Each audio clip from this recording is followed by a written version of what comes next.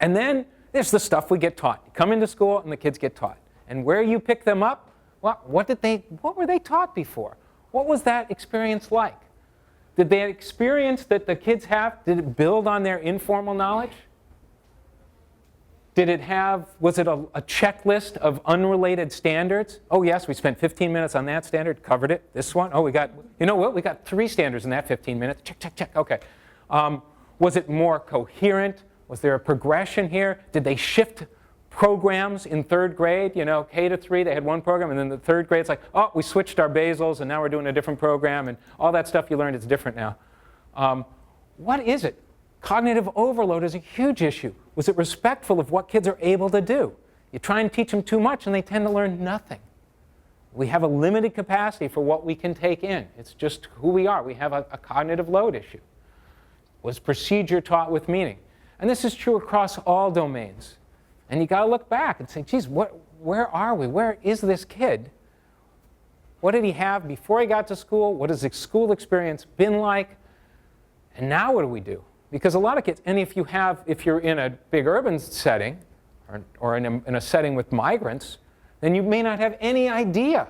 And the experience leading up to where the kids, you see them, could have been all over the place. Oh yeah, I had a year here, I had a semester here, I took some time off while I was, in between, and now I'm over here. So how do you define that kid? How does a kid try to make sense of that mishmash of formal instruction built on or not built on their experiences in life? And you have kids, one of the other ways they go and understand sort of what kids are able to do without formal instruction is they go into places where there isn't any. They go to Aboriginal tribes. They do these studies on Brazilian street vendors. And so there are kids who live on the streets of Brazil. They've never been to school. And they're wheeling and dealing with the tourists. Oh, you want 3 of these? Okay. And so how do they know how much 3 of those is? I want to give you give me 5 and I'll give you this much. How's that kid know if that's a good deal? They've never been taught any of that. But they figure it out.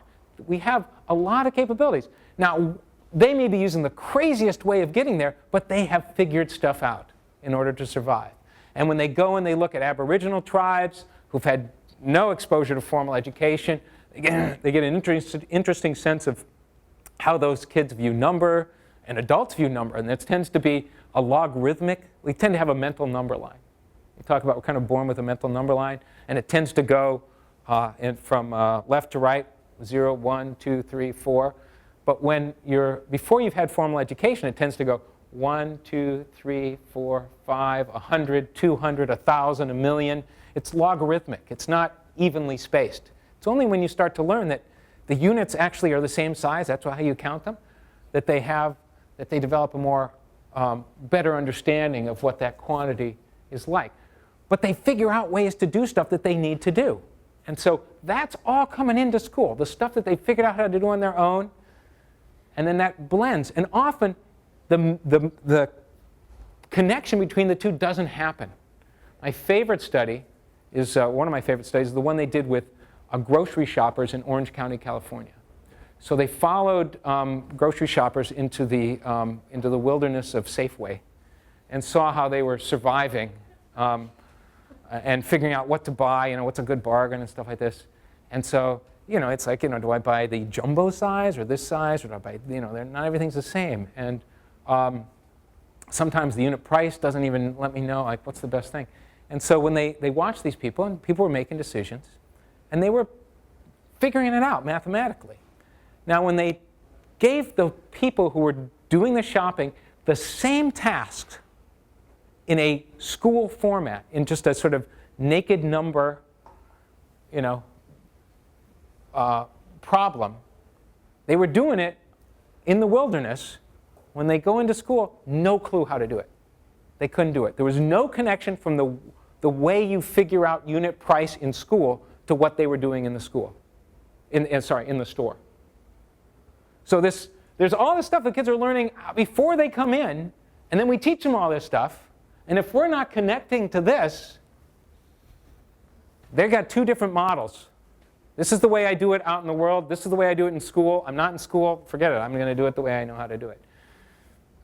So really important to understand, what we're doing. What's the instruction been like? And then the other piece that's really important is affect.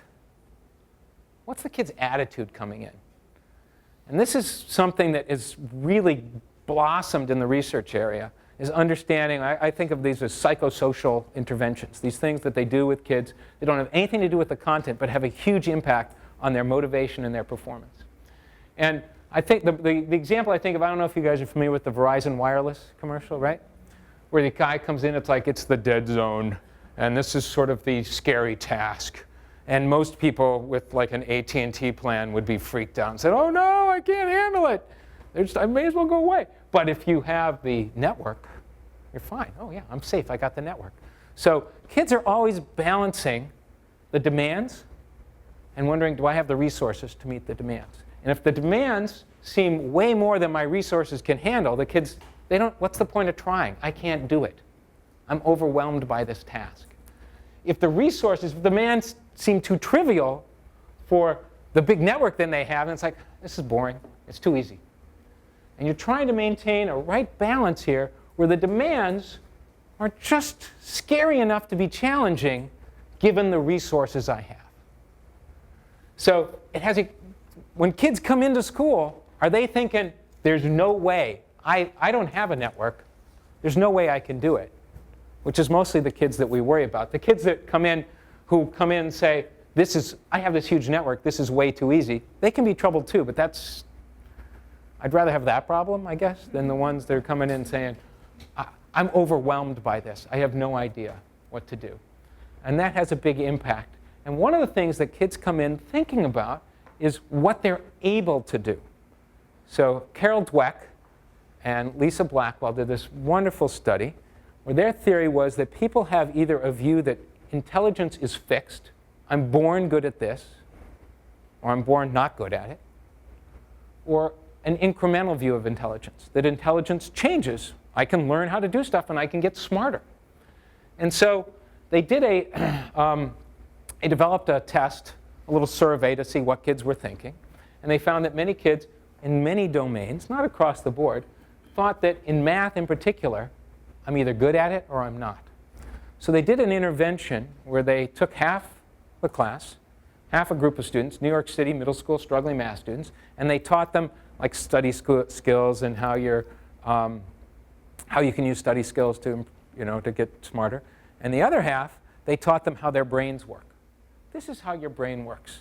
And when you do things, your brain is like a muscle, and it gets stronger. And they showed them, they gave them studies, they showed them studies about rats, where rats who were in a maze and doing stuff, compared to rats who were just sitting and watching TV all the time, had actually bigger brains, heavier brains, that by doing things, your brain gets bigger and stronger.